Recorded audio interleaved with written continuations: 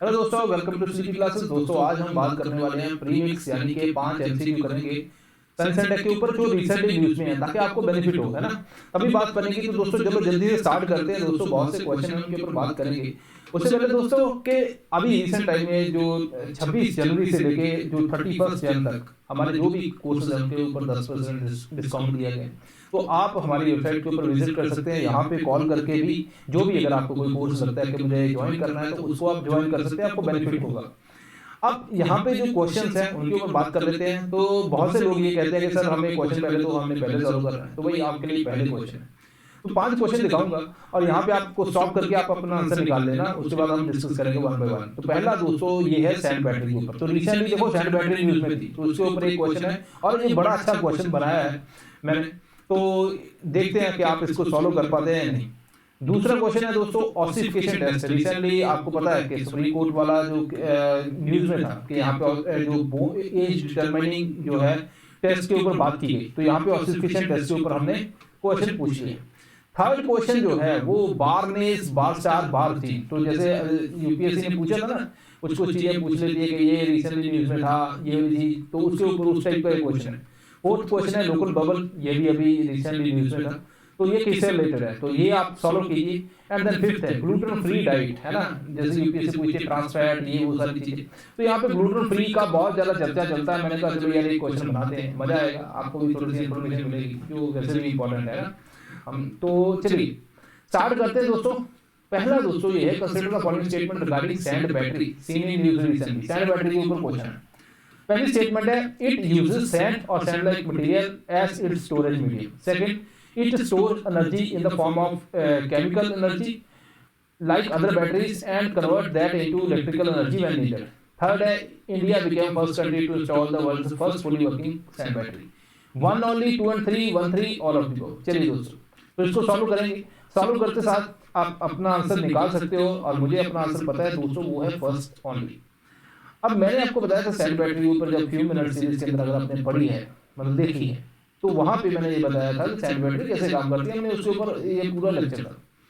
Sand battery है क्या कि अगर हम यहाँ पे बात करें तो आप उस वीडियो को जरूर देखना। तो यहाँ पे बेसिकली ये है कि एक जगह के ऊपर जो है सैंड भरी जाती है, क्योंकि सैंड के आपको पता है कि मेल्टिंग पॉइंट बहुत हाई होता है। यहाँ पे मान लीजिए आपका जो ये सोलर है, विंड है, उससे बहुत सी एनर्जी आ रही है, ठीक है। उस एनर्जी को मैं यहाँ पे एज ए हीट यहाँ पे स्टोर करता हूँ। मतलब यहाँ पे मैं क्या करूंगा, एक रेजिस्टर लगाऊंगा, कॉइल जैसे हीटर के अंदर लगी होती है, उसका रेजिस्टेंस हाई होता है तो वो हीट प्रोड्यूस करती है, तो इलेक्ट्रिक एनर्जी को वो हीट के अंदर कन्वर्ट करता है। तो यहाँ पे हीट की वजह से सैंड के अंदर हीट बहुत ज्यादा स्टोर हो जाएगी और इसको हम इंसुलेट कर देंगे। इधर से हम पाइप निकालेंगे और ये पाइप जो है हाउसेस, घर को, होम्स वगैरह को चला जाएगा। ये क्या करेगा, इधर से पाइप निकालेंगे जो हीट है जिससे ट्रेवल करेगी और यहाँ से पानी, कोल्ड वाटर, और ये वार्म वाटर होकर इधर जाता रहेगा। अलग अलग पर्पज है, हालांकि हम इसे स्टीम से इसको स्टीम जनरेट बना के उसके बाद हम टरबाइन घुमा के इलेक्ट्रिसिटी प्रोड्यूस कर सकते हैं, लेकिन वो इतना ज्यादा एफिशिएंट नहीं है। तो ये यूरोप के अंदर इन्होंने बोला कि यार इसको यूज करें, क्योंकि आपको पता है रशिया तो यूक्रेन वाले मामले के चक्कर में यूरोप से नाराज है। तो अब वो मेजोरिटी जो है, अगर आप देखोगे 40% जो नेचुरल गैस है वो रशिया सप्लाई करता था, तो वो ऑलमोस्ट स्टक है वहीं पे। तो अब कोई ना कोई तो इनको गर्म करने, ठंड है भी बहुत वहां पे, तो उसके लिए ये इन्होंने अल्टरनेट निकाला है, ठीक है। तो ये है चीज। तो यहाँ पे केमिकल फॉर्म के अंदर नहीं, यहाँ पे कोई केमिकल वगैरह नहीं, तो यहाँ पे एज ए थर्मल एनर्जी को ही स्टोर करता है। ये स्टेटमेंट अपनी गलत है। इंडिया कहाँ, इंडिया तो वो अभी बच्चे सैंड से खेल रहे हैं, घर बना रहे हैं। वो करते थे ना, पाँव डाला सैंड के अंदर, वो घर बन गया। हम तो सैंड का वो बना रहे हैं, हम बैटरी नहीं बना रहे, ठीक है। तो ये है दोस्तों, तो ये चीजें हैं। अब बात करते हैं आगे। Consider the following, second question, consider the following statement regarding bone ossification test. First statement है it is a test that determine age of a person based on degree of bone fusion. Second है it help to provide accurate result as the process of ossification remains same irrespective of external factors. Third है effectiveness of test increases with the age. 1 only, 1 and 3, 3 only, 2 and 3. चलिए दोस्तों आप इसको solve कर सकते हैं। तो यहाँ पे अगर हम देखेंगे दोस्तों तो यहाँ पे भी आंसर है 1 only। बात करते हैं इसके ऊपर, तो आपको यहाँ पे अगर आप देखोगे सेकंड स्टेटमेंट क्वाइट एक्यूरेट, बहुत ज्यादा एक्यूरेसी यहाँ पे भी नहीं है, ठीक है। तो एक तो ये दूसरी बात है एक्सटर्नल फैक्टर जो है इसको इफेक्ट करते हैं, तो ये स्टेटमेंट गलत होगी, तो ये डिक्रीज करती है विद एज, तो ये भी अपने स्टेटमेंट गलत, ठीक है। अब यहाँ पे बोन ऑसिफिकेशन टेस्ट की बात करते हैं। बोन ऑसिफिकेशन क्या है कि जैसे अगर आप देखोगे बच्चे की बोन, भाई बच्चा गिर जाए तो उसकी इतनी जल्दी फ्रैक्चर नहीं होता, क्योंकि थोड़ी सी उसकी बोन जो है वो इलास्टिक होती है। तो अगर ये बोन है, बोन के अंदर क्या होता है कि स्टार्टिंग के अंदर जो कैल्सिफिकेशन है, जो हार्ड है वो कम होती है ना, ज्यादा सॉफ्ट होती है, वो बेसिकली कार्टिलेज होता है। धीरे धीरे क्या होता है कि जो कैल्सिफिकेशन बढ़ती जाती है, ठीक है, मतलब बोन जो है हार्ड होना स्टार्ट होती रहती है, और अराउंड 24-25 साल तक ये पूरी इसकी ऑसिफिकेशन कंप्लीट हो जाती है, मतलब हार्ड हो जाते हैं जितना उसने बनना है, और इसके जो बोन के फ्यूजन है एक बोन से दूसरी बोन, वो भी सारे कंप्लीट हो जाते हैं। तो अगर कोई मान लीजिए जुवेनाइल है, तो अब उसको कोर्ट ने ट्रायल करना है, तो कोर्ट को पता कैसे लगे कौन सी सजा दे, जुवेनाइल या अडल्ट है कि कौन क्या एज है इसकी, क्योंकि अलग अलग ट्रीट करना पड़ता है। तो यहाँ पे क्या है कि फिर उसके हिसाब से तो यहाँ पे बोन ऑसिफिकेशन टेस्ट किया जाता है कि देख लिया गया कि भाई बोन के अंदर कितनी ऑसिफिकेशन हुई है, उसके हिसाब से। अब आप सोच के देखो 25 साल तक पूरी होगी, अब कोई 40-45 के अंदर, तो इसके अंदर मेजर चेंज नहीं आएगा, तो वहां पे इसकी इफेक्टिवनेस कम हो जाती है। इसके अलावा बहुत से एक्सटर्नल फैक्टर जैसे न्यूट्रिशन कैसा है आपका, उसकी वजह से भी एनवायरनमेंट कैसा है, ऑसिफिकेशन किसी के अंदर फास्ट हो सकती है, किसी के अंदर स्लो, तो वहां पे भी ये एक चैलेंज है इसके अंदर।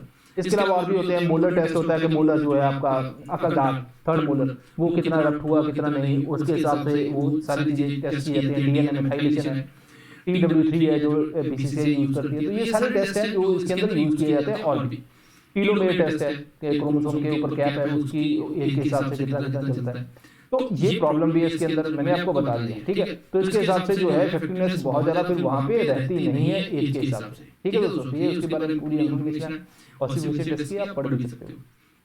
थर्ड क्वेश्चन देखिए, recently term barnase barstar bar seen in news related to stem cell, low fat milk, GM crops, virus variant. चलिए तो आंसर है GM क्रॉप्स। अब ये बेसिकली GM मस्टर्ड के कंटेक्स्ट के अंदर है, तो जो धारा मस्टर्ड हाइब्रिड है, ये आपको पता है कि रिसेंटली न्यूज में था कि GM मस्टर्ड को हम अलाउ करेंगे या नहीं करेंगे, तो ये हाइब्रिड पहले बनाया गया। अब इसको हाइब्रिड कैसे बनाया, अगर आप मस्टर्ड की बात करें तो उसके अंदर ज्यादातर सेल्फ पॉलिनेशन होती है, ठीक है, मतलब मेल फीमेल एक के अंदर एक फ्लावर के अंदर ही है, तो वहां पे ही पॉलिनेशन हो जाती है। तो हम हाइब्रिड कैसे बनाए, तो हमने क्या किया कि मेल एंड फीमेल जो है इनको पहले एक जीन से ट्रीट करते हैं, बार्नेस जीन जिसको बोलते हैं। ये बार्नेस जीन की खासियत है, ये मेल को स्टेराइल बना देते हैं, मतलब ये मेल अब काम नहीं करेगा। सो मतलब अब जो नेट रिजल्ट निकला, मेल तो काम नहीं कर रहा, फीमेल अब ठीक है।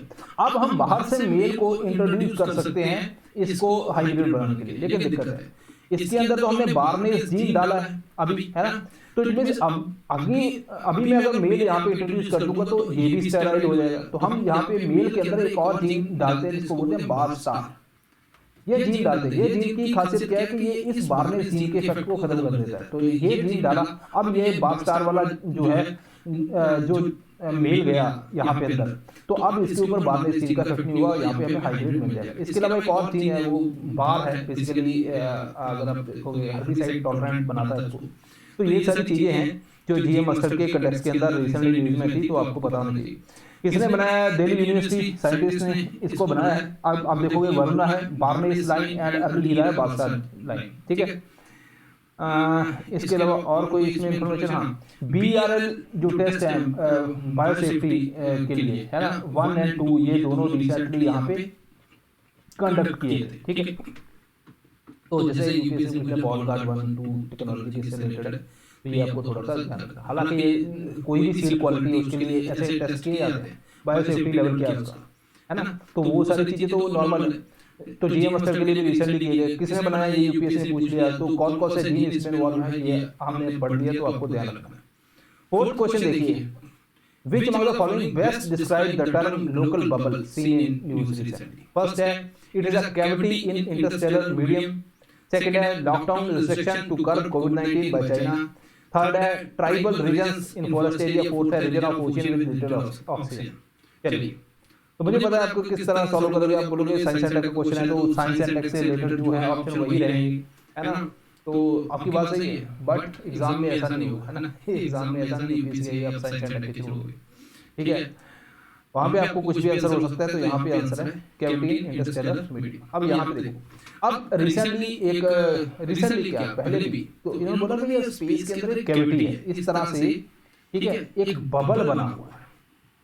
अब ये बबल, अब अगर सन देखें तो हम यहाँ पे हैं, मतलब इस बबल के सेंटर में ऑलमोस्ट हम, तो इट मींस कि हम भी इस बबल के अंदर है। अब ये बबल बना कैसे? उन्होंने बोला कि जो सुपरनोवा एक्सप्लोजन है, जब स्टार की डेथ होती है ना, तो सुपरनोवा एक्सप्लोजन होता है, मतलब बेसिकली अगर कोर है, कोर यहाँ से बहुत सी एनर्जी रिलीज कर रही है, ठीक है, और बाहर से ग्रेविटी अंदर को लग रही है, ठीक है, वो चाहती है कि भाई ये कोलैप्स हो जाए। तो कोर के अंदर जैसे फ्यूल खत्म होगा, न्यूक्लियर फ्यूजन बंद होगा, तो ये कोर एकदम से, अभी तो बाहर को फोर्स लग रही है, प्रेशर लग रहा है, अब ये कोलैप्स करेगी तो ये सारा डेड हो गया और ये एकदम से कोलैप्स कर जाता है ना।